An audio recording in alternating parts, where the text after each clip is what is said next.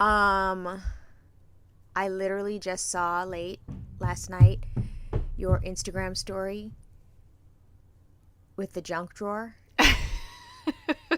Do we have the same exact life? So what happened was, first of all, I mean, maybe we should just wind back to the fact that, like, I had left the kitchen clean on Saturday night, but somehow when I woke up on Sunday morning, it was a fucking disaster. So I cleaned it again. And then it turned into a disaster. It's like a husband gremlin. It's like a husband gremlin comes out in the middle of the fucking night. What the fuck? Why are surfaces sticky? No, I don't understand.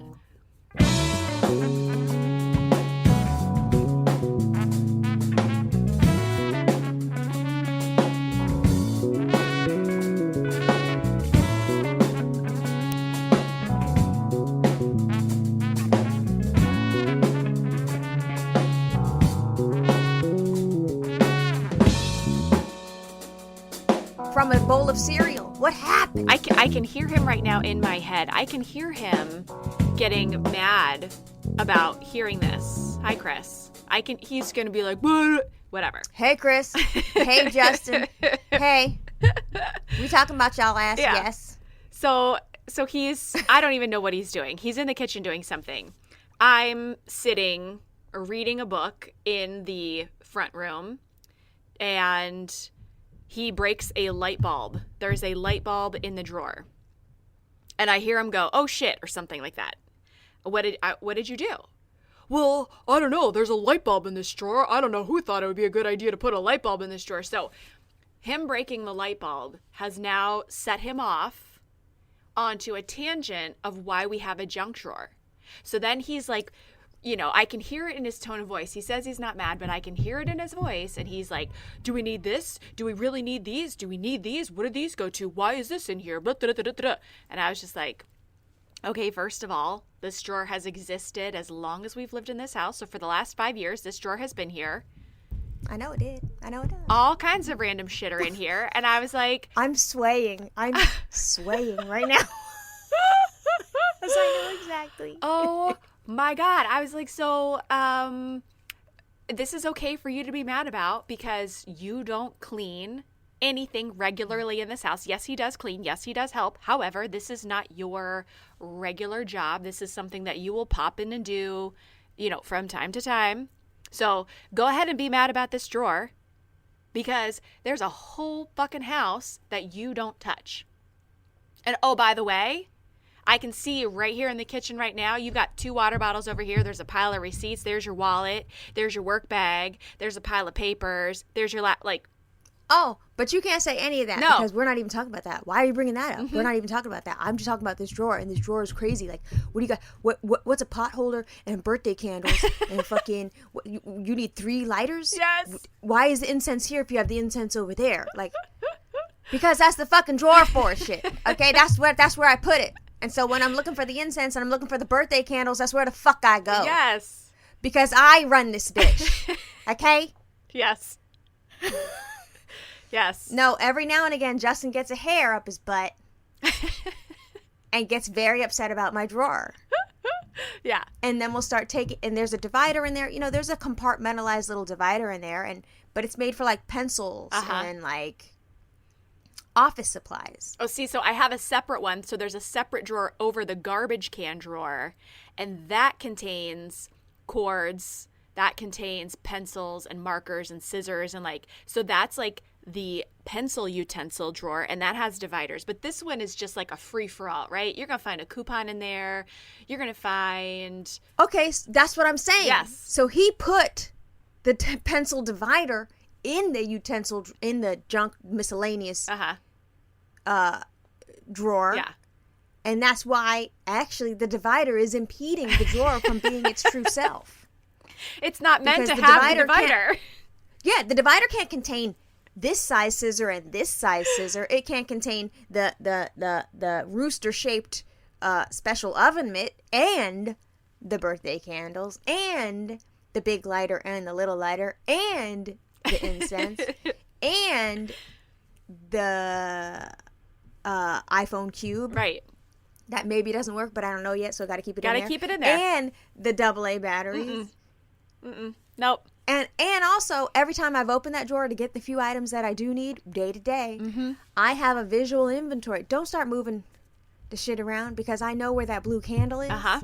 And now you didn't move the blue candle. And now I need the blue candle 7 months from now, and I can't find the blue candle because you done moved the shit. And I told you don't be touching my shit because you don't clean. Yeah. Therefore, this should not affect your life as badly as it's affecting your life. So you can slam the little shit around. You can put everything on the counter and get on there. He does that with my cleaning cabinet too. This shouldn't be in here. This is surplus items. This should go in the garage. Oh, really? Your precious garage? I'm allowed a little bit of space in there? This looks crazy. Like, who fucking puts shit away like this? Yeah. I'm like, I do, bitch. Because that's when I'm cleaning, I know where the shit goes. Exactly. And then they be slamming stuff around and then be all mad. And then wonder hours later, because I remember that shit. I'm too never forget. I haven't forgotten a goddamn thing. You done tore up my drawer, tore up my counter, then didn't wipe it down. Tore up my counter, got crumbs everywhere, and then didn't wipe it down. I thought you were cleaning. What? Girl, I'm just saying, this didn't even happen to me. It happened to you. But as it happened to you, You I could felt feel it it. happening to You me. could feel it. Oh, he was so mad. He was so mad that I was recording it, and he was like, "What do you mean to call me sir?" I was like, "Sir, you have just gotten yourself in a whole tizzy about a goddamn drawer, but you've neglected for the last 2-3 days to, I don't know, empty the dishwasher in a timely period, or but why are you bringing that up? Yeah." That was 2-3 days ago. What are you talking? First of all, it wasn't 2 days ago. Literally, is the dishwasher empty right now? That's exactly what they're gonna say. I love how you every single time something like this happens, you just generalize and you say that I do this all the time, and I'm like, because you do. Correct. Also, Chris Strong, this is my podcast, and I get to paint you in whatever light I deem necessary. No. Well, here's the thing. What's he gonna be mad about? He's already the bomb. We already said he's great. But yesterday he fucked up with no drawer. That's what I said. Right. And when I saw it, I was like, this is Justin Beck behavior. But then they'll do it quiet, right? Because really what I want to do is I want to sweep everything off my clean counter that I just made. Yes. And put all the shit back in the drawer. Yes. How I had it. Because that's how I have it. And they don't want to do that. But then hours later, they want to come around with them wiggly eyebrows and them touchy hands. Motherfucker, you literally ruined my whole afternoon. It's not fucking time. What happened? Yeah. Oh my God, you're still on that? Yes! Well, and he so kindly removed, so I have a collection of those tiny ceramic Christmas trees with the little light bulbs that you put in, that they fall out very easily. I would say your grandma probably had one, but she probably didn't. But people know what I'm talking about. It's like that green tree, and it has a little base, and you plug it in, and the little tiny lights light up. So I have a little bag this big, and it's full of extra plastic of the lights. Tiny fucking lights. Yes. It's making perfect sense to me. So that's in there. So he's cleared out things that he's now determined need to go into the basement because I keep the trees in the basement. I have a special bar of soap for cleaning my special paintbrushes. So now he thinks that oh, well, this doesn't belong in here. This all has to go to the basement. So then he takes the things and he puts them on the landing to the basement instead of just walking them downstairs. So now I have an extra step that I have to now take it downstairs and put it away when he could have just done it in the first place. Or he could have just left your shit where it was. And it would have been where fine. It wasn't bothering a soul. Yes. And come Christmas time, when you take that stupid ass tree out and you see a little thing burnt out, you're going to go, I know where that, Quinny, honey, you know the drawer? Can you give me the Ziploc bag of the little lights? Thank you. Yep. You could have done that. But see, now you can't do that because the shit's on the basement landing. It's going to be there for a couple days. Yeah. You're going to get it down to the basement, and then you're going to get sidetracked with something else because you have homeschool. You don't have time to go actually dig through the Christmas items and put it in the exact proper place. So now, them things are lost forever. And then, cut to December 2020, when you Amazon them dumbass baby lights, he's going to open that mail and go, Why we buy these? We have these. Oh, do we? Because you moved them. I can't find them. Right. Remember that? Yeah. Day? And then now that day is ruined. In December 2020, that day far from now is ruined because you messed with my shit. Yes. Ooh, girl, I felt that. Good. I'm glad because it was really, it just, out of nowhere, we had a really nice morning, and then out of nowhere, he just had to get pissy about the drawer. And that's how it's, girl, they love to do that with the morning. So we had a really nice morning because we had a day planned. Yeah. And Justin was really excited because, you know, the Melissa Beck regime is slowly but surely dwindling down. My power is lowering day to day. You know, as the coronavirus wanes, which it is not, but somehow it is, I'm having less of a say in what my family can and can't do. So I'm having to just go along with some shit. Okay. So it's a great morning. I have 6 bags, 6 count them, of folded laundry. Do not all 6 people live here? Let's all put in a helping hand and put this laundry away so that when we come home from our day outside and everybody has to disrobe to take their post-COVID showers, we're going to have a nice time in our clean home. We can fire up the Cobra Kai. We can fire up a cup of coffee. Everybody can get a snack. And we'll have some nice family time on the couch. Nobody will be cleaning. It'll be beautiful. Yeah. 6 bags of folded laundry. And I say to Shalom, bring these to your dad. He's in the laundry room. So while I'm giving your sisters quick baths before we head out, these things will be put away. This motherfucker was in my laundry room. Does he do laundry? Does he know how to even sort? Does he know how to load, dry, fold, any of that? No. I told him to put towels away, which go on a shelf. Yeah. It's not that serious. Sheets away, which go on a shelf. It's not that serious. Yeah. Rags away. They go in a drawer above that shelf. Not that serious. He got easy laundry.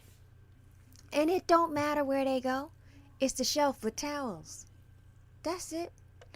It's the drawer with the pillowcases in it. That's no, but this is all fucked up back here now because so now I hear the drawers going, the doors going, it's back there, and I'm in the bathroom that's right by the laundry room giving my girls a bath. Yeah. And I hear bags crumpling and shit getting thrown around. What the fuck is it? What do we Melissa, I'm like, okay, and I just stopped what I was doing. My hands are soaked. Yeah. I've got shampoo on my hands. I come out. I lean out of what I'm doing into the laundry room and I go, no. Here's what we not gonna do today, motherfucker. No. What's happening right now is you're just going to put the goddamn towels away so that the blue IKEA bags that they were in can get crumpled up and put in their little drawer. And then we're going to close these doors and then we're going to go on about our day. Yeah. Okay? So I'm yelling to the girls, rinse your pookies and butts. Let me handle this with daddy. And he's like, no, it's just that this is like all fucked up. Like, I don't understand. I bought you these bins.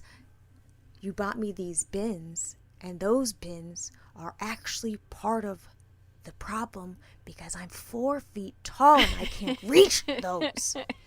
So when I put these things here and they start piling up, it's because I'm not getting a ladder to put these everyday items away.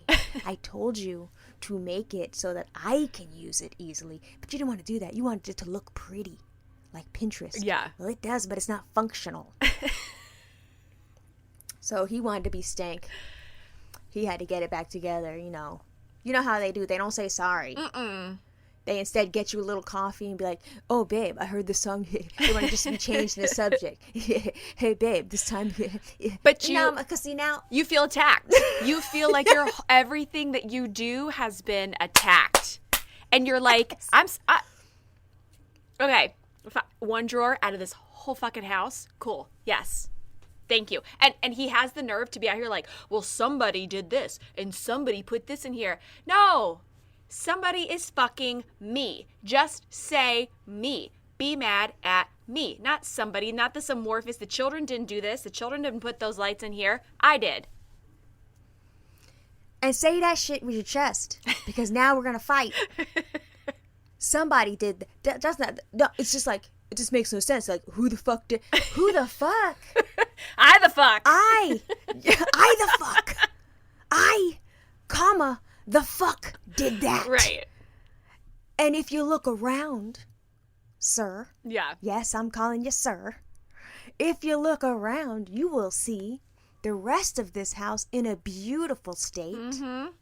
When you come home every day. Yes. And you breathe it in, bitch. If you don't have coronavirus, you smell that bleach. You smell that pine sol. You smell that purple. You smell that soft scrub. I'm sorry. Is that the crackling of an onion in a pan? Because that's what I'm doing. When you pull out the blanket from behind the couch and you snuggle up, doesn't it smell cuddly? Bitch, I did that. So you could be upset about the drawer. Right. You could be upset about the state of the laundry room that you don't even be in. Correct. Last time I checked. Why don't you just go to another room where everything is beautiful? Go into one of those rooms. Right. And then you know what else? How else does he apologize? He does the thing where it's extreme. He's already really super sweet and kind to the children for the most part. Yeah. Unless they fuck up. The other way he does it is he'll talk to the children about me in a nice way. Oh. But not directly to me. Okay. Girls, did you see mommy's hair? It looks so pretty today. Oh, the girls saw it. Did you see it, motherfucker? The girls saw it.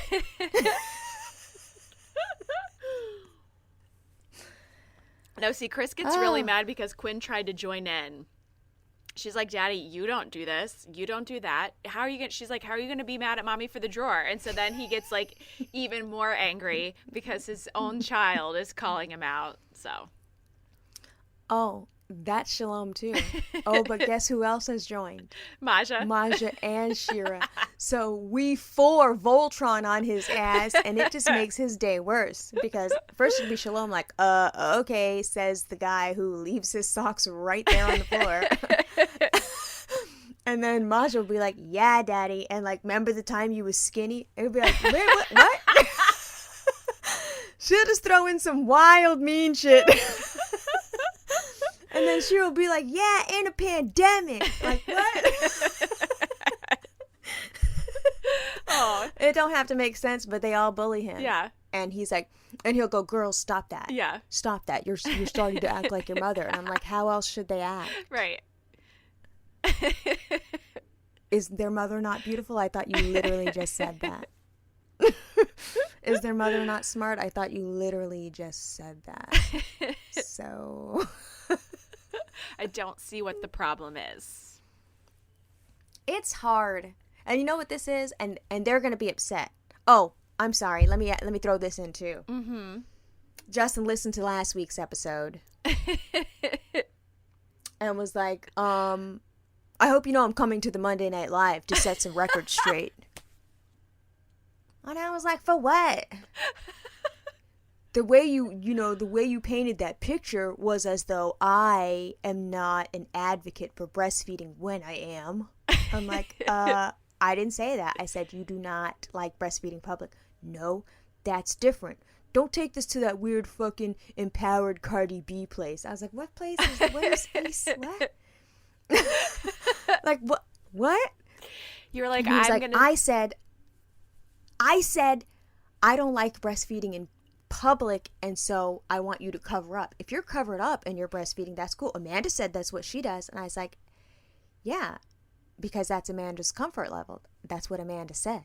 He's like, I know, but you're saying that I said that you can't breastfeed in public. I'm like, that's what I said. I know, but I said if you covered up, you could. And that's what I'm saying. I'm saying I shouldn't have to. And he's like, no, you fucking have to. What are you talking about? And I was like, so the thing you're upset at me about that I said out loud is what I said out loud. And he's like, but I said you just have to cover up because there's a difference between tits and fucking tits. And I'm like, no. I'm saying if you're feeding your kid, you got to cover him up. Like, you can't have this argument. First of all, I'm the mom. Right. Second of all, you don't lactate. Correct. You don't have to do this. Correct. Yeah. So he wants to set the record straight, everybody, that he's for breastfeeding, but you have to cover up, which I said I'm against making women cover up. Yes. So, Nene Leaks, I said what I said. Someday they're going to come out with their own show wherein it's just like Corrections Corner. It's always just going to be like, well, this is my side. No. I think they don't understand that, like, everybody is still going to like and appreciate them regardless. But now their shit is for everyone to see. What are they even talking about? What are they even talking? First of all, I have painted a most glowing picture of Justin Beck. 100%.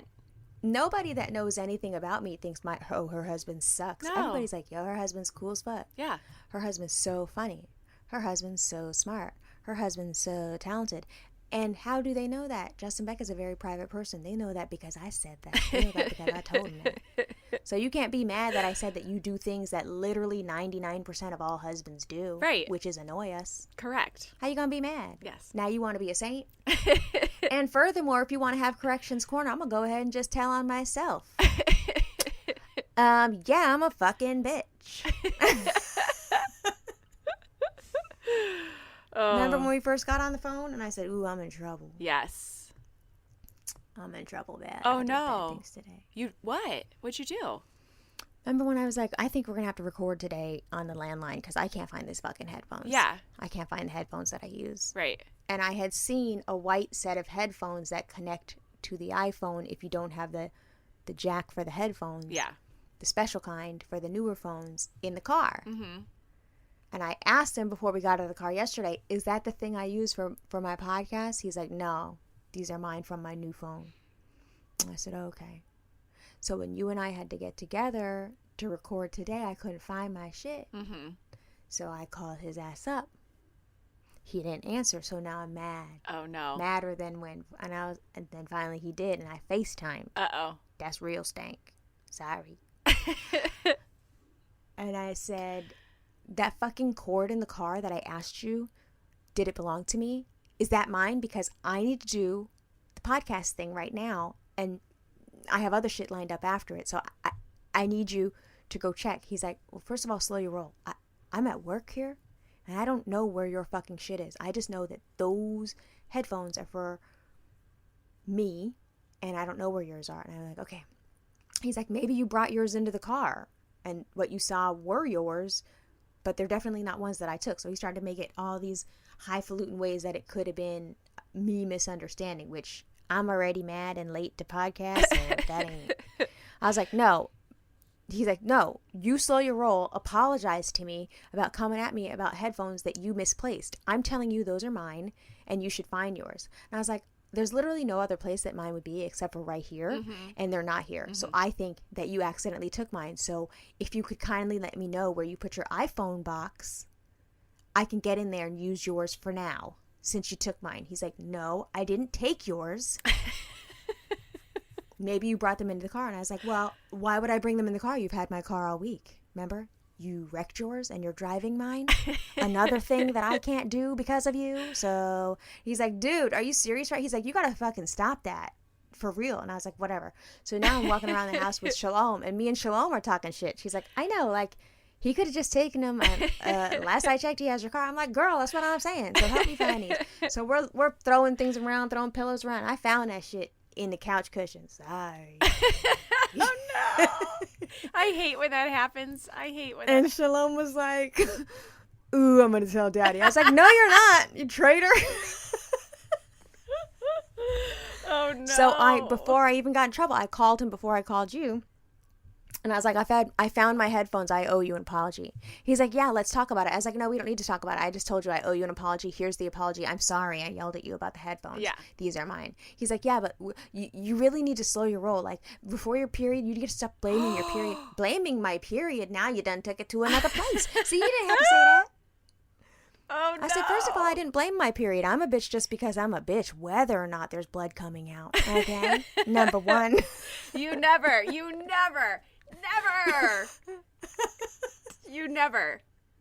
blame it on the period. You don't. Period. For real. With the hand under the chin.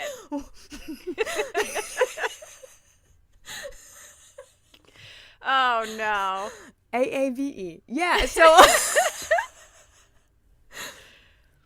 yeah, so I fucked up, but then he took it to another place, so that's going to be my evening tonight. Well, maybe save it for after the live. Just table it. Put a pin in it. He's going to come in the live talking shit about the breastfeeding when I already addressed it. Yeah, so he's mad at me. I'm sorry. I thought he had my headphone. Shit, I can't make a mistake. Oh no, I do that stuff all the time. And I always have to walk it back and be like, I'm sorry that I yelled at you. I'm sorry, because like my keys will be missing or something stupid is gone. Have you seen my debit card? Why can I not find my debit card anywhere? Where on earth is it? And it's like some fucking random place. Like I left it in my pocket. But I've gone on and on about how he's taken it. And like the other day, he literally did take it and didn't give it back to me. And I had to I was like without it for a whole day. And then I had to call really nicely. And I was like, do you happen to have my credit card? Because I can't find it. He's like, oh yeah, I left it in my wallet on accident. I was like, okay, good. I'm glad I didn't get really shitty about that. Even though I probably could have because he still had it. Okay, so again there, because you're a rational person, when you go off and start blaming motherfuckers, it's not coming from a place of inexperience. Usually it is their fault. See? He had it. So any other time that you might have yelled at him, he might have had it, though. Yeah. Okay, well, let's talk about your Sunday, because I thought that I was going to be able to come in here and have something to talk about. However, I think that my Sunday activity fucking pales in comparison to the bougie life that you were living on a boat. Well, first tell me about yours. Oh, I literally drove through a parking lot at Coney Island looking at animatronic dinosaurs for an hour. And that's adorable. I thought that was going to be something to talk about. And then you were like, my day was so amazing. I can't talk to you right now. We have to save it for Monday. And I was like, oh, okay. No, you misread the text. You misread the tone. I said, I won't even talk to you until we record. Yeah. Okay. You were there. So, Design Mom. Yes. Wrote this whole amazing thread on how to disengage from Trump supporters. Mm-hmm. And it went viral. And I read that shit and I just felt like, thank you. And it wasn't a thank you because of something I never heard before. It wasn't words that I hadn't spoken myself. It was just a thank you because it was a white lady saying it out loud and with her chest. And somebody that has something to lose because that's her livelihood. The white women she was talking to and about are the ones that are going to unfollow. But she gained so many more. Yes. Because she said that shit out loud. So I liked it because it was a white lady saying it. Yes. And a white lady saying it with her chest. Yes. Which I've said before is doing the work. You know what I'm saying? Like, you can post your black square and go. Or you could be vocally and continuously doing the work, which is uncomfortable for the people around you and for the people that like your stuff. So she basically was just like, I don't create content for you. Don't DM me saying you don't like it when I'm political. I'm political because this shit matters. And if you don't like it, you can go fuck yourself because I can't align myself with someone who is pro-Trump. It's really not that, it's not rocket science, but they were getting upset. Mm-hmm. But then at the same time, she gained someone like me who didn't know anything about her. So, and I was like championing her work. Yeah. So, I posted her thread in my Instagram, which I'm sure many people did. Yeah. And it was crickets. So I was like, ooh, wow. I wonder if people are not responding because they don't know what to say or if they're not responding because they're Trump supporters.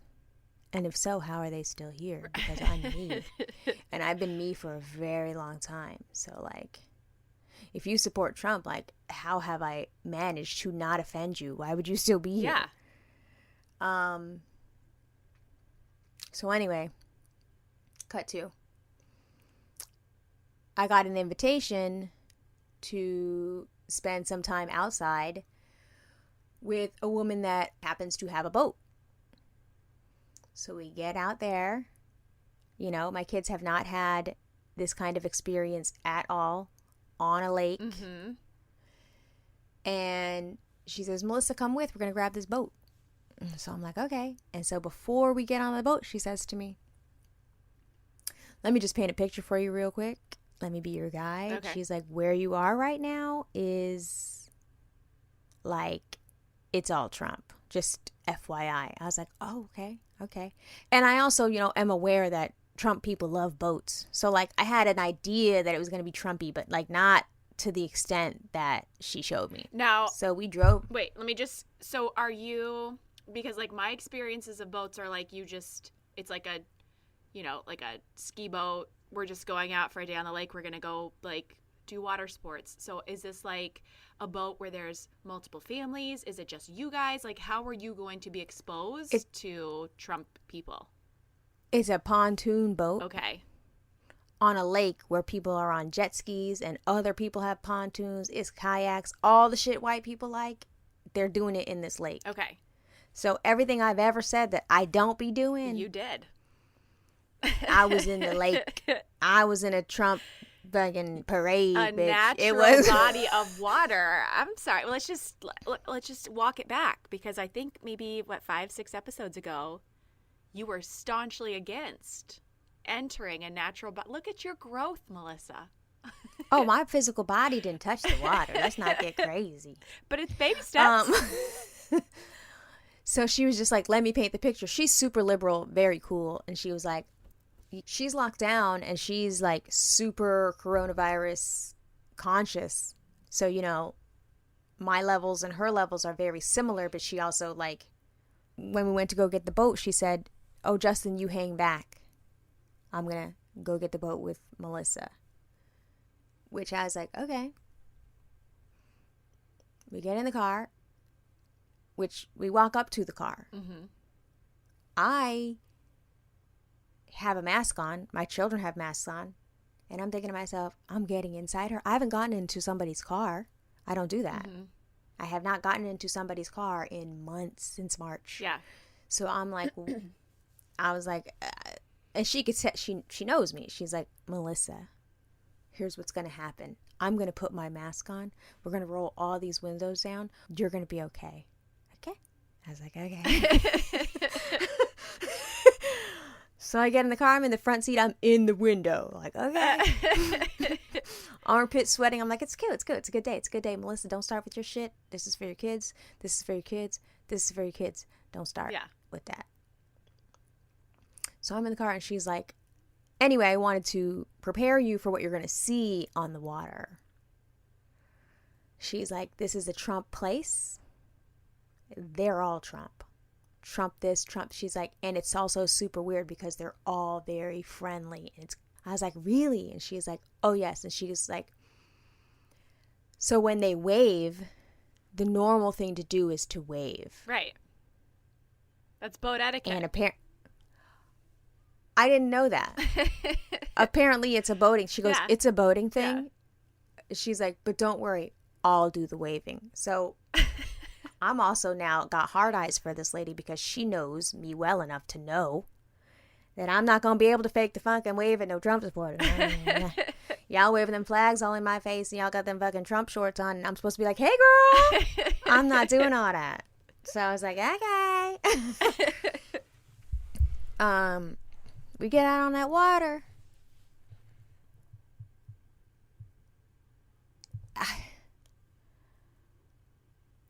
I'm talking about emblazoned Trump nation. I'm talking about flags flying. I'm talking about... At one point, we drove to get to the boat. We drove past this lady's house, and she goes, oh, you gotta see this. And this lady was walking a dog. Yeah. I thought she was walking a dog and there was a man beside her. Oh, no. It was a life-size Trump cardboard cutout on the lawn.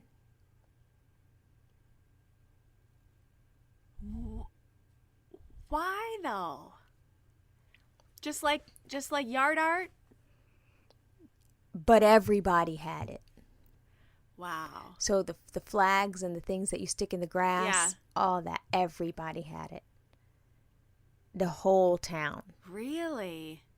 I was like, this might be a sundown town, Justin. We're going to get down. You're like, are you sure this is not an episode of Get Out or not an episode, a scene from Get Out? Girl, I was like, and the whole time she said there's been one Biden sign. Yeah. And she's like, and every week it gets chopped in half. Oh, no. Yeah. So the whole time I spent the day there, the whole time I saw 2 Biden signs. 2.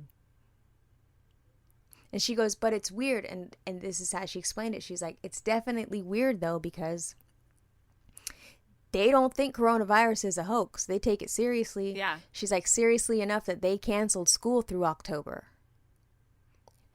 Do you know of any place around you or around me that has canceled school altogether until they get a handle on the coronavirus? That seems like a super liberal thing to do. Right. They did that. Then, at one point, somebody on a boat was listening to Bodak Yellow. So I'm like, how you gonna be Trump supporters but you listen to Cardi B, who is like consistently anti-Trump? Yeah. It's like the upside down. It doesn't make any sense. So there's this house on the water, which is the main reason, Justin's main motivation. Obviously, this woman is lovely and she's great. And our kids need to experience a tiny slice of summer. Yeah. But there is this modern house that Justin's been watching on Zillow for a decade. And if you get in a boat, you can see it. Mm-hmm. It's on its own island. And she's like, oh, I'll fucking run you past there. No problem. The house is amazing. But apparently, Brad Pitt and Angelina Jolie looked at the house. Okay. But didn't buy it, even though it's sofa change to them. Because it's not private and the area is not... I mean, is Brad Pitt and Angelina Jolie really going to live around a bunch of Trumpers? No. This was like a couple years ago that they looked at the house and didn't buy it. Okay. And he also, I know for a fact, is like a modern... Well, they did that whole photo shoot. That whole stylized... I love that photo shoot. I do W too. Magazine, don't even talk to me about that. I want to scream. It's my favorite thing in the world. I love that photo shoot. Apparently, when you fly over this area, the person that currently owns the house, who's not in the house, because they have so much money, they're in their other house, I guess, has painted the roof Trump. So you're telling me a mid-century modern gem has been desecrated? No. I was like, you're fucking lying. She's like, dude, that's what the rumor is. Oh, no. I wonder if you could Google Earth it. I got to get the address. Oh, my goodness. But I'm also like, it just adds more to the mystery. Who is this Trump supporter that is down with it? Because most people that are, I mean, not to be a snob, but most people that are into modernism are on the right side of history. I don't know. You know what I'm saying? Nobody's like, oh, I fucking love a Charles and Eames chair. And then they're like, fuck yeah, Trump. Like, that doesn't... You know what I'm saying? Yeah. Like, oh, man, Florence Knoll. Go Trump. Like, what?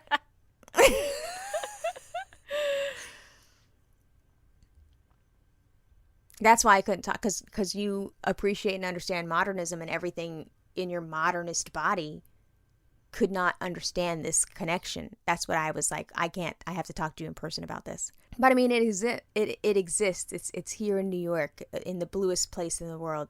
There's this pocket of hate. No. I think the thing that is confusing to me. And I had posted something on Instagram yesterday that was very strongly worded, which was basically just like, get the fuck out of here if you're going to say that you support Trump, but then say that you also think that Black Lives Matter. Like, you can't be on both teams. It's not possible. And so somebody had posted something about like, you know, oh, everybody's just getting so nasty during the election, and we can't say that we want tolerance and be intolerant. We can't say that we want inclusivity and be, you know, exclusive. And I said, at the end of the day, like, you and I can disagree on politics. You can say that the Republican agenda as far as taxes or what have you is more in alignment with like your beliefs. And I said, but this election really comes down to the fact that this is a human rights decision.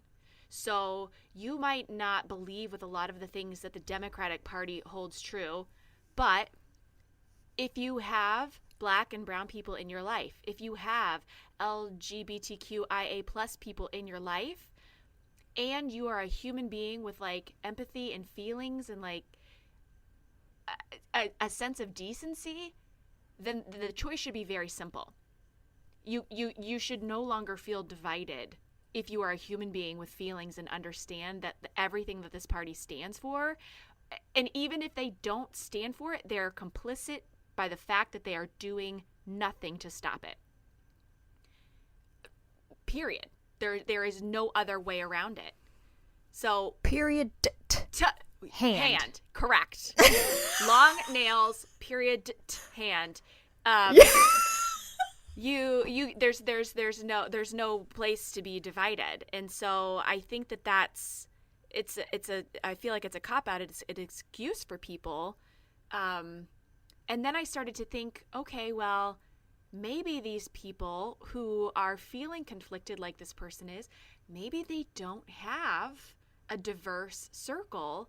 And so for them, they can see what's happening in the news and they can read about it. But when it's not affecting them or people that they love directly, it's very easy to say, well, I'm voting for him because his party aligns with the beliefs and values that I have around X, Y, and Z. No, I don't think that racism is okay, but I think that this, you know, he's going to do this for me with whatever. And I think that that's where people are missing the point. And I said, you know, I can be exclusive and say, fuck racists. I can be exclusive and say I'm intolerant of misogyny. I'm intolerant of homophobia. Yes, I can say that. And yes, I'm going to be. I've tried to be tolerant, and I've tried to keep lines of communication open with those in my world who are Trump supporters. But when it comes down to it, if this year has not made you completely change your mind, there's nothing else that I can say or do. I can't be an example anymore for you. You're going to have to do this on your own. And I'm going to have to like draw the line in the sand and be like, no more. We're done. And girl, I respect that shit. That's what it takes. And that's what it has to be. So like, sure, your Trump supporter friend might have been, you know, a great fucking chef. She might have been kind of funny. But the motherfucker is a Trump supporter. And at the end of the day, if you align yourself with this disgusting human being, with this person who has literally no actual business acumen, so the things that you think he's so great at, he's actually not even good at. He's a fucking moron and he can't read. No. And every business he's ever had has run into the ground or is bankrupt. I mean, look no further than his fucking casinos. Look no further than his fake college. Right. Look no further than his fucking horrible gaggle of children. His online school. So, like, I'm trying to understand, because they hang on. Mm-hmm. They'll be like, how can you say that you're done with Trump supporters? And because I read all of the comments on the Design Mom blog. Mm-hmm. Oh, yes, I did. I sorted through 216 of them motherfuckers so good. Just to see who was bold enough to come in here and still disagree with this woman when she said what she said. And they were still in there. Yeah.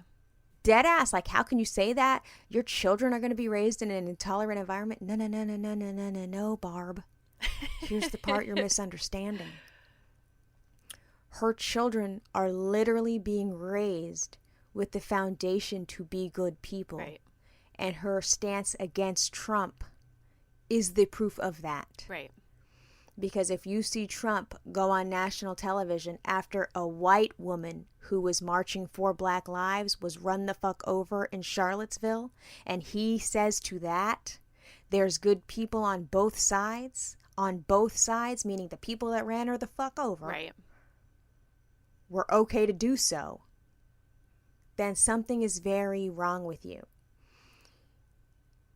And you're right. There's what do we have to discuss after I said what I said and you said what you said? You are really sitting here telling me that your tax dollars matter more than the actual health of the general humanity. Right.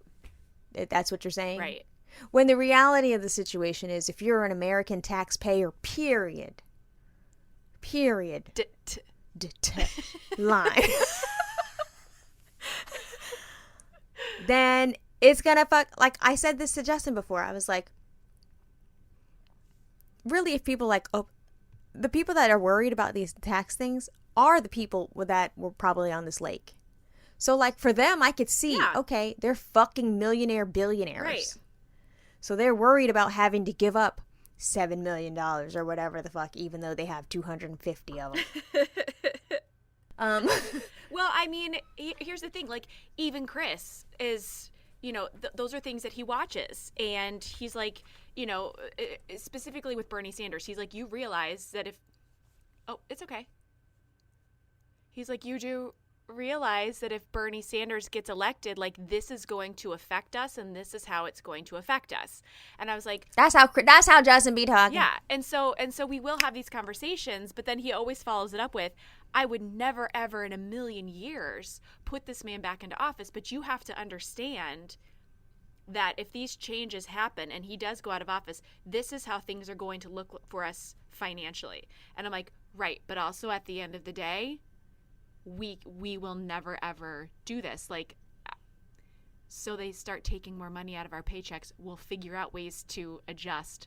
We will not, and Yeah, and he's probably looking at you like, you say that. I know, but it's a difficult. I mean, I don't think either of us subscribe to any party, and he'll tell you, I'm not a Democrat, I'm not a Republican. He was like, I will always choose the candidate that I think best represents, the things that I believe in, the things that I think are important.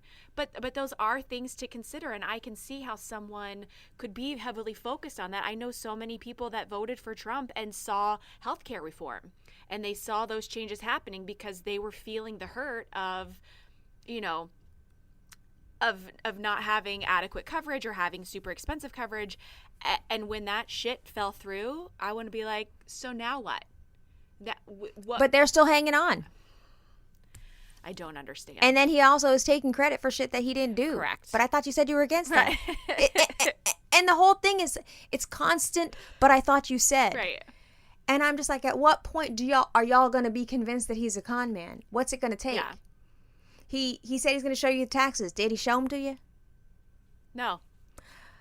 How many people under his administration or who have worked with him have resigned and or been in jail. arrested or indicted for literal fraud shit that you are claiming he's working to drain the swamp. Right. Motherfucker, he's the swamp. Which part aren't you getting? Yeah. And you and so you get tired. You're like, what? Mm-hmm. Do words mean different things where y'all live? Because I'm not. Right. I don't understand anymore, and I've tried. But then there's another side.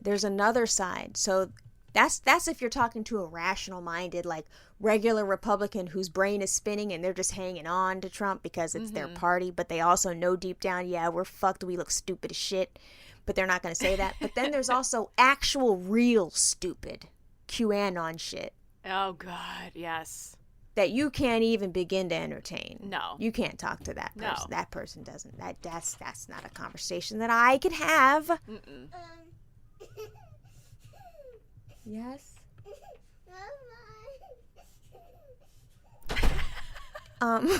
She came in here to laugh about QAnon. So, like, we're not just talking about normal division. It's getting to a point now where we're talking about where you have to decide, I can't in good conscience continue a relationship with a person who doesn't think Black Lives Matter. That's fucking crazy, because mattering is the minimum. Right. Like, that's just the start of the fight, motherfucker. Yeah. Yeah. And then you also have to say, I can't be friends with someone who's actual dumb. Like, it's those two things, and there's no in between. Right. Because at the end of the day, like, what's going to happen is you're going to think I'm abrasive and mean. Right. When really all I'm doing is using common sense. I'm not doing anything overtly offensive. I'm saying that's fucking stupid. Right. Yeah. Because it is. Yeah. It's disheartening, and it's hard to have those conversations. And when I saw that thing pop up, I was like, do I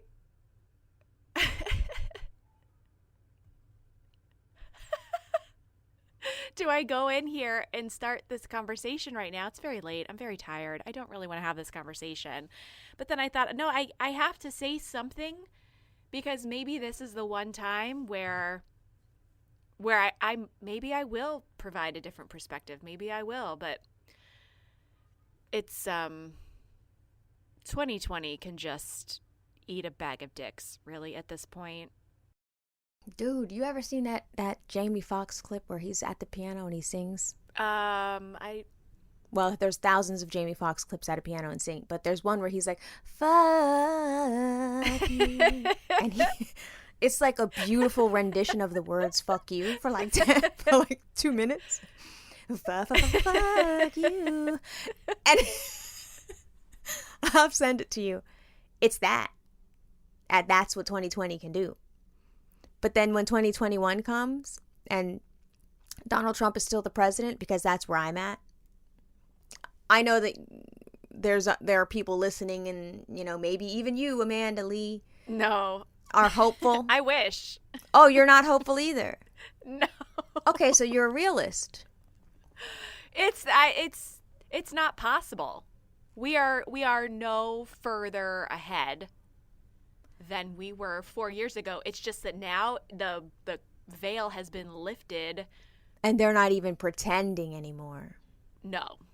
Because it's been encouraged. It has been 4 years of constant encouragement. And so all of that nastiness that hid, all of that nastiness that we thought we were above, now just has a really big fucking platform where there are no consequences for this action. And so now people are seeing, like, oh shit, that life is not better. America is not great. Period. Yeah, yeah. And me and my friend JJ, 1926, we were talking about it. He was like, I don't have hope. And he was like, and I feel bad, but I don't have it. He's like, I know that with or without this election, he's the president. Right. For the next 4 years, and hell, if you've heard him recently, the next 12, he said. Say the next 12, he said. Mm-hmm. And that's entirely possible because he has not been held accountable for rule breaking this entire time. So, emoluments. He's got all his businesses going. No one stopped him. No one's gonna stop him. No one has any intention of making it stop. This motherfucker has billed the Secret Service millions of dollars for rooms and golf carts and this and that, and no one has cared. He has become richer. There's a video on the internet right now of Donald J. Trump. I saw it with my own 2 eyes. Signing pieces of paper. He told a man, I'm not going to put your name on it because that takes the value off. I'm just going to sign it. Sell it on eBay tonight for $10,000. Literally said that to someone. Oh my God. So there are no rules. I mean, the funnier part is that he thinks his signature is worth $10,000. Worth something. No, I remember like the day after the election, and I cried the whole day. And Chris sat down with me and he said, listen, he's not going to get away with anything. There are enough people in office. There are enough checks and balances. Like, it's not going to get out of control. You know, yes, it's upsetting, but also, like, it's not going to get that bad. It's that bad. Justin Beck said that same shit to me. He's like, babe, you got to put it in perspective. I was like, that's the problem. I have the perspective. I see it. I see the future. And I was like, this ain't good. This is real bad. And the other part that I'll know, why did Hillary concede so? Why did you concede so quickly? Why did you do that? You should have fought, lady. I mean, it wouldn't have mattered, I guess. Maybe in her mind she said it's not going to matter. But we're about to be Hungarians out this bitch. Because this is what happened to them. This is exactly what happened to them. They went from having, you know, a kind of semblance of what we had. And then overnight, this motherfucker was like, nah, we're doing it this way now. And that's what's going to happen here. We didn't stop him. First of all, he should have never been the president in the first place. He never showed. I thought y'all said he had to show the taxes. That's just not a rule no more. That's just not a rule anymore. That's what blows my mind. I felt like during the last election cycle, like something would happen. He would say something, he would do something, and I was like, oh no, this is it. This is it. It's over. It's over. And it just kept going. And I was like, seriously? Like, you know, like in an episode of The Office where like Michael Scott would say something and everybody would kind of look around, or like somebody would look at the camera like, did you just hear this shit? Like, that's how it's felt since. And every time you hashtag thought, this is it, something crazier would happen. So it got to the point where I would scroll through my morning news feed and I'd be like, nah, I can't even. I've had to now read the article 2 and 3 times and make sure it's not The Onion. Because make sure it's not satire. I know. Chris will say something that happened, and I'm like, you're fucking with me. There's no way. Yeah. But the little things are as bad as the big things. So, you know, grabbing by the pussy I thought was it. I did too. I said, Billy Bush, honey, thank you for this footage. We out of here. Yeah, baby. We were not out of here. We were not out of here. There were just more pussies that wanted to be grabbed. And I was like, this can't be. This is we can't get out of this. This is too much. Because he has, not only does he have the cult of celebrity, but he also speaks the language of hate. And so the people that are following him, they don't think they're in a cult. They think that this man who purports to be a billionaire, gilded fucking golden toilets, they think that he gives a fuck about them. They believe it. They believe it because he hates the same people they hate. Yes. That's the part where they're getting disconnected. Yeah, he hates black people. Yes, he hates immigrants. All the things that you hate about this country that's been taken away from you, the jobs that have been taken away from you, the women that have been taken away from you. He hates that shit too, but he also hates you. That's the part you don't understand, you little bumfuck, toothless motherfucker. You stupid motherfucker. He hates you too. Real bad. He'll tell you he likes your ass. He'll go down to your car plant and sing you some lip service. Right. But he's also going to close your plant. That's the part you don't get. And I used to feel sad for their stupidity. Like, okay, damn, you know, they feel like a marginalized group. They feel like black people and Chinese people and Mexican people really came in here and took their shit, even though motherfucker came in here and took their shit. So wait, y'all can loot, but we can't loot? Okay. Yeah. Live, love, loot. Live, love, loot. I should live, love, loot. It's tired. It's girl, I'd be so tired. And so I know, and when you said you wanted to talk about it today, I wanted to be like, fuck, Melissa, I just don't have the energy, but I'm not allowed to say that. I'm not allowed to be tired of it, and I get it. No, and while we are tired, but here's the other thing. The other thing is I've started to now I'm starting to feel crazy. I'm starting, even though it's crazy, and people are literally marching for their lives. I'm at that space where I'm just like delirious. Where every crazy piece of news that comes out this motherfucker did, I guess I say everything is funny. Everything is crazy. And I have just come to a place where I have just accepted. It's going to be him. And I just got to hang on to my house and hang on tight to my kids and just live in my own little delusional bubble that we're going to get through this. Yeah. But we ain't. Girl, we're going to be like 60 years old still trying to unravel this shit. That's what's going to happen. And so all you have is good friends and good kids. That's literally all you have. I mean, I'm blessed. I don't have like MAGA in my family.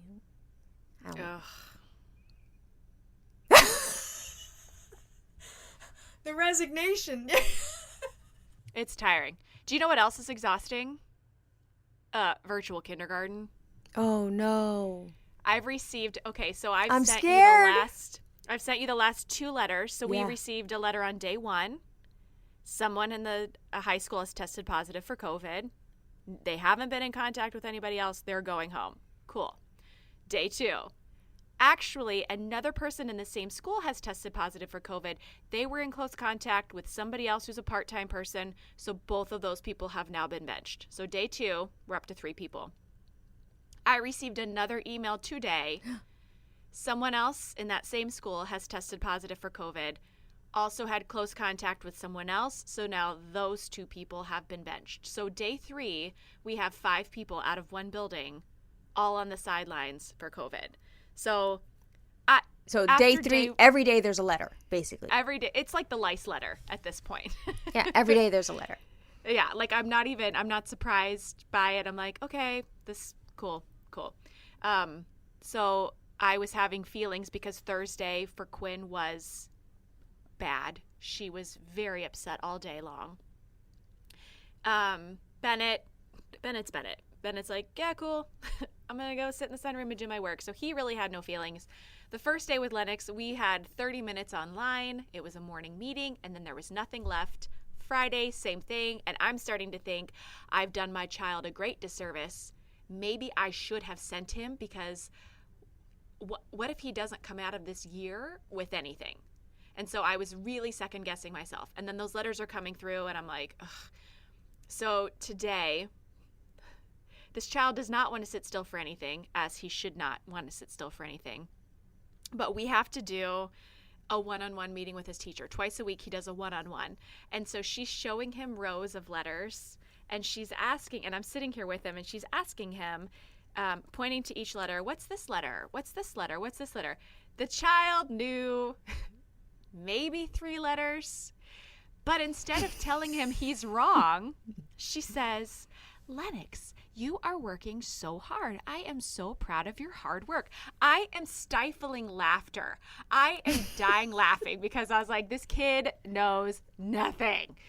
And he's looking at me as he's saying them, and she's not telling him he's wrong. And he gets to the end, and he was like, see, Mom, I told you that was easy. I wanted to be like, babe, she just asked you what numbers these were, and you were telling her B and E and N, and she's showing you numbers. You do not have this. So after we hung up, I had to be like, you know you didn't get any of those right, right? Like, oh my God. You had to burst that little bubble. He was confident, though. Oh, he was so happy, so confident. He was like, that was easy.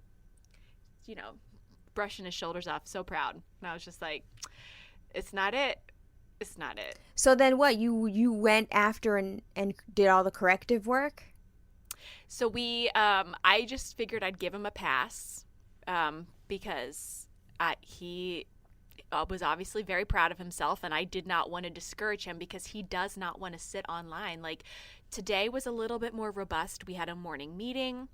We had to open our crayon box and put our crayons into our toolbox, and then we had to practice drawing dark and light lines and practice holding our crayon properly. Okay, motor skills, give it to me. Cool. But then there's like 2 books that we have to sit and watch a teacher read online. He doesn't want to sit there and watch a book being read to him. So it's been a bit of a struggle. We went through, he has like an alphabet book. So we like watched a video where the teacher would say like A, apple, B, ball. So we practiced that. He only wanted to color one page because the second part of it was to like color the pictures. He was quite upset that there were 26 pictures to color. So he was like, don't nobody got time for all this shit. Yes. When really all he has is time. He's like, but are you going to make me that bagel still? Yes, we can have a bagel. Just and finish this up. So he's talking while he's on mute. Yes. That's why you're tired. You're tired because you're still engaging the child. And the whole time you're wanting him to sit down, you're wanting to reprimand, you're wanting to do mom stuff, but really he's in the classroom. Yes. And that's what it is. Yeah. And I wanted to correct him, like, while he was doing the letters, he's not paying attention. He's not even looking at the screen. The teacher says, like, hey, if you don't know it, just say I don't know it, and we can pass. Oh, strong and wrong. He was just like, I'm going to tell you what every single one of these letters is. I don't know. He's looking at me to give him the answers. And I was just like, don't look at me. That's I'm just what here they for, do. like, tech support. So how many hours total are we talking that you're sitting in front of the computer in your mind reprimanding your child, but not, which takes energy? Yeah. How many hours? An hour? It's not even that much right now. So 30 minutes in the morning, that's the morning meeting. He spent 10 minutes one-on-one with her doing the letters today. And I think we probably watched maybe 6 minutes worth of reading. We went outside. We had to find a rock. One video was all about deep breathing. It's grim. It's grim. The other two are great. They're self-sufficient. They are online and engaged all day long. 8 to 2. Yeah. I mean, they have breaks. So they get on and they meet, and then they have like time where they have to work independently, and then they get back on, and then they have a break, and then they get back on. So they're kind of like in and out all day. But I'm really crossing my fingers that this quarter like doesn't turn out to be like shut down, because I'm not cut out for this, and I'm so concerned about Lennox. Like, I really. Okay. But here's the thing. Here comes shutting out. Here comes shutting outfits. Here comes shutting outfits. Boom, ba-da-dum. She's got here. Here's the thing. You were like, what if Lennox does this remote learning kindergarten and comes away with this with nothing? And that, I wanted to interrupt you and say, is a good thing, because it won't be coronavirus, I tell you that. It won't get your ass sick either with them little vector motherfuckers. That's what babies are. They're vectors. So I think that you have to just every day kind of flip your hourglass and think of it more as, this is what it is. My other two are fine. So 2 out of 3 ain't bad. He's very young. Will probably not remember this time in his life. And if, like you said, December 1st or whatever the day is that you guys are allowed to reassess, you feel like he can handle an in-person instruction, you make that fucking choice. Yeah. Well, but the other part of it, though, is that we went for a play date on Friday with Parker, and we all agreed that we were going to wear masks outside. This child, every like second or third time he ran by me, the mask is under his chin, it's under his nose, it's on his forehead. We were there at the park for an hour. And I was like, buddy, you got to keep it on your face. Keep it on your face. So I kept adjusting it. He's thirsty. He runs over to the water fountain and takes a drink with the mask on. So now the mask is soaking this wet. Child So is crazy. there's no hope. He can't. And so if that's Lennox, that's what's happening at school right now. I can't imagine. And the teachers aren't allowed to touch them. Right. So they're just watching them while out and can't do a thing. No. Oh, the school's going to close. Or, like you said, they're just going to get to a place where they just take out the infected person and keep it moving. Yeah. That's what they seem to be doing. Well, also because that's what Betsy DeVos and them want them to do. Yeah. And we know who she is. That's Trump's little friend. No, I get concerned about Shira every day. But then you also have to remember, this is technically still a baby. It's very much a baby. And they don't got the answers, Sway. They ain't supposed to have them. They're little kids. They're little kids. And it's hard for you as the mom to sit there with the teacher and you're on mute and you can't say, sit still, stop that, sit up. Because the teacher's going to see you jack that baby up. Yeah. This is temporary. And they're babies. That's it. That's how you have to think of it every day. And it's going to suck. So, but the other thing is, you should be happy to know that if in a couple of weeks or 9 weeks, 12, whatever your quarters are, the numbers don't scare you and you think he can handle in-person instruction, I'm at a place where I'm like, fuck it. Send him. Right? Me. I know. I can't believe you're saying that. And I honestly, like, I was talking to Parker's mom because she has a medically fragile kid, but the child also has Down syndrome, and she needs occupational therapy. She needs speech therapy.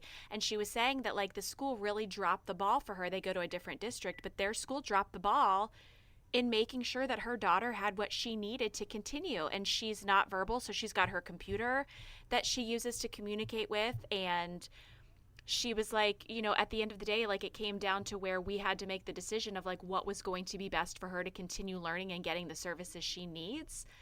And, you know, they were able to work it out where she's, you know, mostly in her specific room anyways, but when she's integrated into the classroom, they've put her in the back corner. So I thought, shit, if they're going into this with a kid who, you know, I mean, Quinn has asthma, and I'm concerned.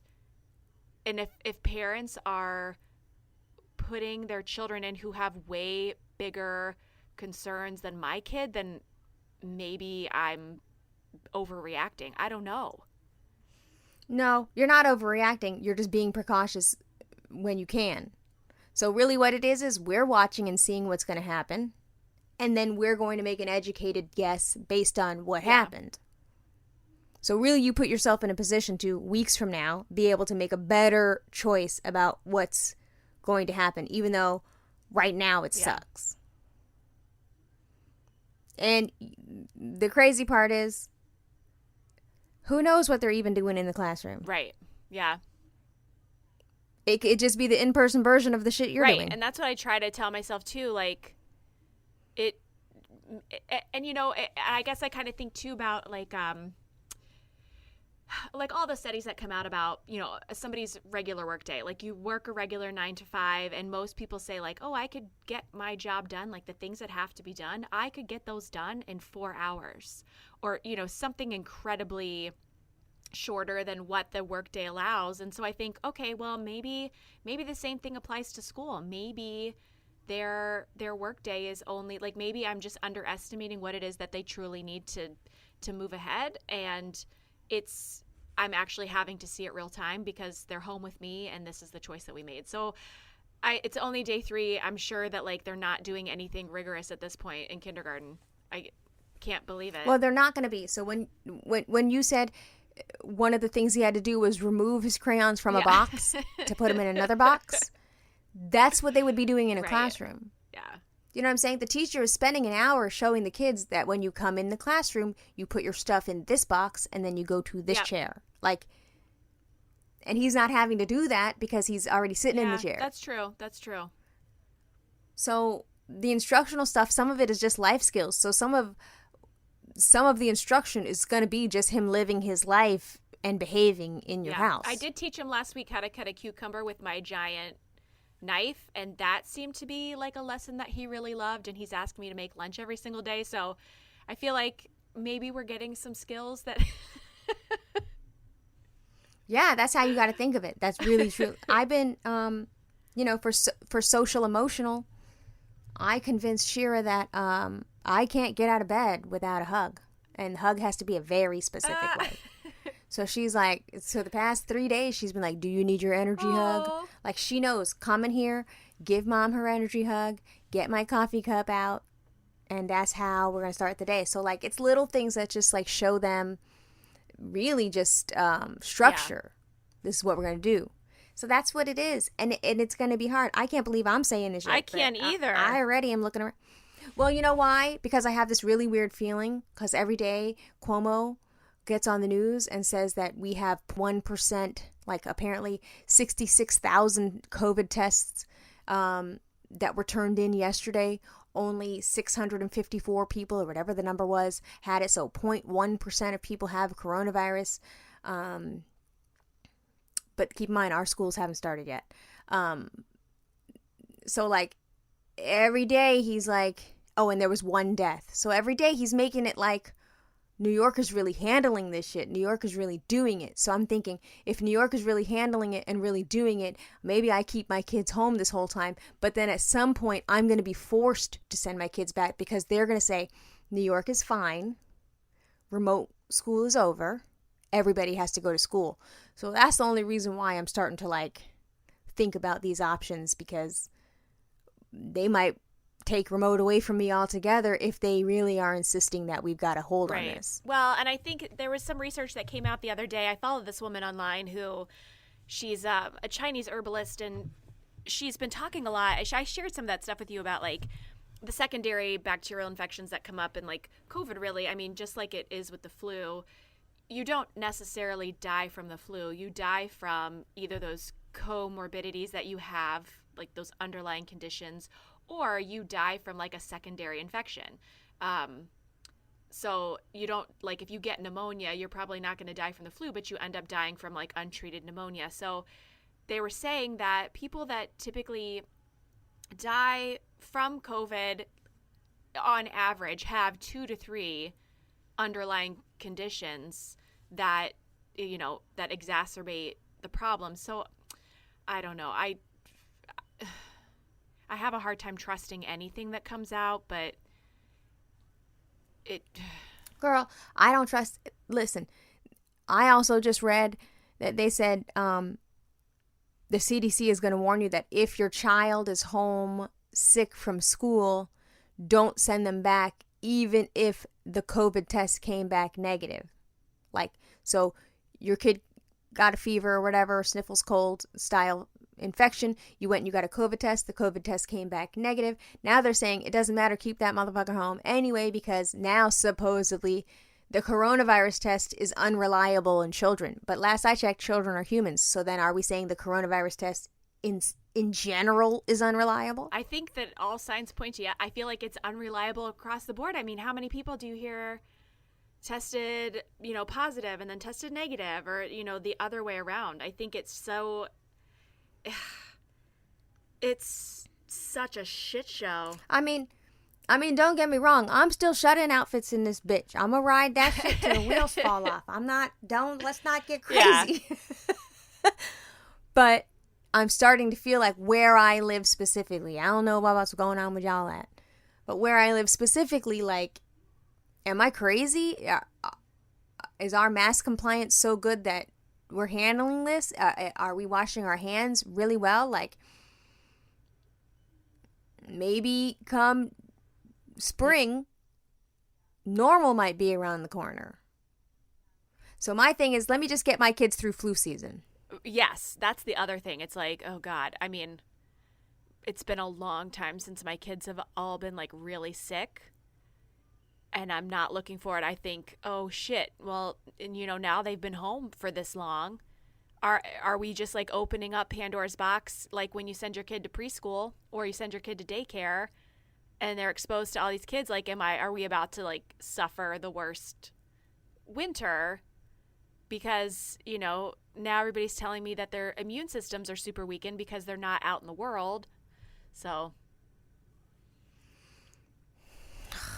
it's everything is hard. Everything is hard. Period. Hand. Everything is hard. Everything is hard. I hate this. I hate it. Yeah, so I gotta lay down. I know. I gotta go teach here in 2 hours. So you gotta what? I gotta go teach. I'm subbing tonight, unexpectedly. Oh. And then Shira has a class at 4, so Okay. I'm gonna sit on the side while she looks at me for answers. All right, I'll see you later. Bye. Bye. Bye. Hey strangers, thank you for listening to today's episode. Before I tell you all of the places where you can find Imperfect Strangers Podcast, I first want to tell you that we have a big announcement coming out on Monday.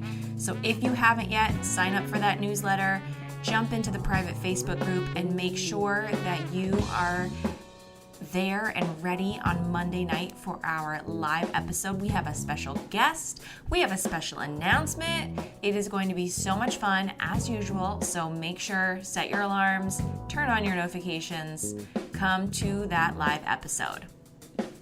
In the meantime, you can still pick up your very own 2-pack Melissa and Amanda Imperfect Stranger shirts. It is a fantastic way to support the podcast. You can find that link in our Instagram bio. We are working with Merch Direct, so it's all in the family. You can find us on Twitter at Imperf Strangers. On Facebook, Imperfect Strangers Podcast. We have that private Facebook group that I mentioned. That link is also in our Instagram bio. You can go to our website, www.imperfectstrangerspodcast.com. You can send us a voice message on our Anchor website. We love those. And if you send us one, you might just find yourself in our Instagram feed as a highlight. In the meantime, you can listen to this podcast anywhere you listen to podcasts. Make sure that you subscribe, hop into Apple Podcasts, leave us a 5-star rating and a review. It helps to promote this podcast in a major, major way. And with that, I guess I'm going to stop talking. You guys have a great weekend. Thank you again for listening. Bye.